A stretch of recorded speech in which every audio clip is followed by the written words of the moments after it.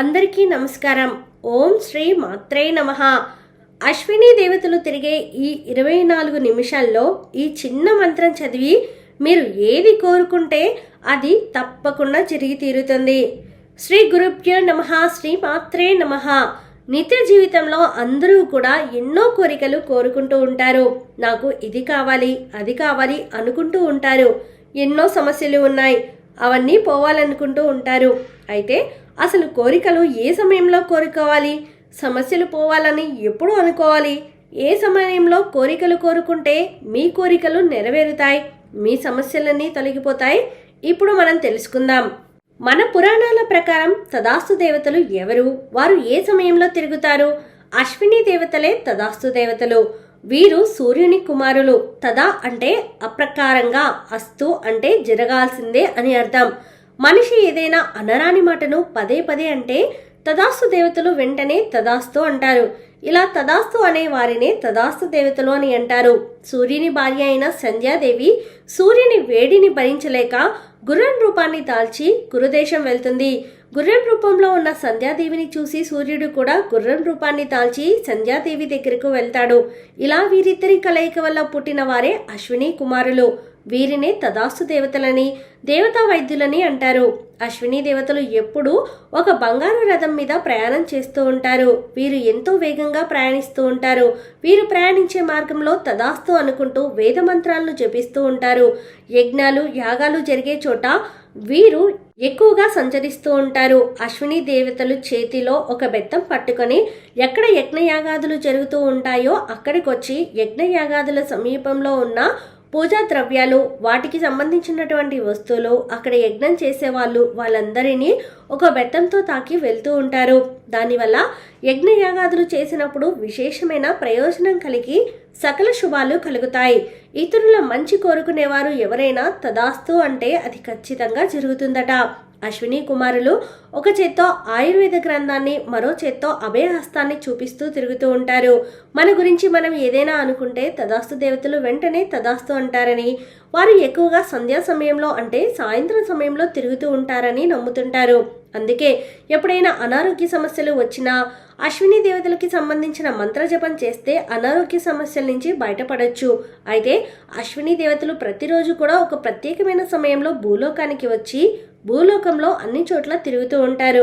ఆ ప్రత్యేకమైన సమయంలో ఎవరు ఏ మాట అంటే అదే జరుగుతుంది, ఎవరు ఏం కోరుకుంటే అదే జరుగుతుంది, ఎవరు ఏ సమస్య పోవాలని అనుకుంటే ఆ సమస్య పోతుంది. ఆ సమయం ఏంటంటే సంధ్య సమయం, ప్రదోష సమయం. ప్రతిరోజు కూడా మీరు పంచాంగం చూసుకుంటే పంచాంగంలో సూర్యోదయం సూర్యాస్తమయం ఉంటాయి. సూర్యాస్తమయానికి సరిగా 24 నిమిషాల ముందు కాలాన్ని సంధ్యాకాలం అంటారు. దీన్ని ప్రదోషకాలం అంటారు. ప్రతిరోజు కూడా పంచాంగం చూసుకున్నప్పుడు మీకు అక్కడ సూర్యాస్తమయం అని కనిపిస్తుంది. చాలామంది ఆ సమయంలోనే దీపం పెడుతూ ఉంటారు. అదే సమయంలో మీ మనసులో ఏ కోరిక కోరుకుంటే అది అశ్విని దేవతలకు వినిపిస్తుంది. వాళ్ళు వాళ్ళ శక్తితో భూలోకం అంతా ఈ సమయంలో సంచరిస్తూ ఉంటారు. కాబట్టి మీరు ఏదైనా సరే సమస్య ఉంటే నాకు ఈ సమస్య తీరిపోవాలి, ఏదైనా కోరిక ఉంటే నాకు ఈ కోరిక తీరాలి అని మనస్ఫూర్తిగా మనసులో సంకల్పించుకొని ఓం శ్రీ అశ్విన్యే నమః అని మనసులో ఈ సంధ్యాకాలంలో జపించుకుంటూ ఉన్నట్లయితే ఆ అశ్విని దేవతలు భూలోక సంచారానికి వచ్చి మీ కోరిక వింటారు, మీ సమస్య వింటారు. దానివల్ల మీకు ఎలాంటి సమస్య ఉన్నా ఆ సమస్య తీరిపోతుంది, మీ కోరికలన్నీ నెరవేరుతాయి. కాబట్టి ప్రతిరోజు కూడా అందరూ ఖచ్చితంగా సూర్యాస్తమయానికి ముందు ఉండే 24 నిమిషాల కాలాన్ని తప్పకుండా సద్వినియోగం చేసుకోండి. మీరు మంత్రజపం చేయలేకపోయినా పర్వాలేదు, కేవలం కోరిక చెప్పుకోండి. ముఖ్యంగా ఆ సమయంలో చెడు మాటలు మాట్లాడవద్దు. ఎవరినైనా తిడితే అవి జరుగుతాయి. ఆ సమయంలో ధనపరంగా చెడు మాటలు మాట్లాడొద్దు, ఆరోగ్యపరంగా చెడు మాటలు మాట్లాడొద్దు. అలా మాట్లాడితే చెడు కూడా జరుగుతుంది. కాబట్టి మంచి మాత్రమే అనుకోండి. మీకు ఉన్న సమస్యల నుంచి బయటపడడానికి అద్భుతమైన ఈ సమయంలో సమస్యలు పోవాలని, కోరికలు నెరవేరాలని కోరుకోండి. తప్పకుండా అవి జరుగుతాయి. అలాంటి సమయంలో మన దగ్గర ధనం ఉండి కూడా లేదనుకుంటే లేకుండానే పోతుందట. మన గురించి, ఇతరుల గురించి మంచిగా మాట్లాడుకోవాలి. ఇతరులకు హాని చేయకుండా నిస్వార్థంగా కోరుకుంటేనే అలాంటి పనులకు మాత్రమే తదాస్తు దేవతలు తదాస్తు అంటారట. కనుక ఇతరుల గురించైనా లేదా మన గురించైనా మనం చెడుగా మాట్లాడుకోకూడదు. ఎప్పుడూ మంచిగానే మాట్లాడుకోవాలని పురాణాలు చెబుతున్నాయి. సంధ్యా సమయంలో స్వవిషయాలను పలుమార్లు అంటే ఆ దృశ్యాన్ని చూసిన తదాస్తు దేవతలు తదాస్తు అంటూ ఉంటారు. ఆరోగ్యంగా ఉండి అనారోగ్యంతో ఉన్నామని తరచు అంటే నిజంగానే అనారోగ్యం ప్రాప్తిస్తుంది. కాబట్టి స్థితిగతుల గురించి అసత్యాలు అవాస్తవాలు పలకడం మంచిది కాదు. చెడు విషయంలోనూ ఇదే వర్తిస్తుంది. ఒకరికి చెడు జరగాలని కోరుకోవడం లేదా మనకు జరుగుతుందేమోనని భయపడడం వల్ల తదాస్తు దేవతల ప్రభావంతో అవి ఫలిస్తాయి.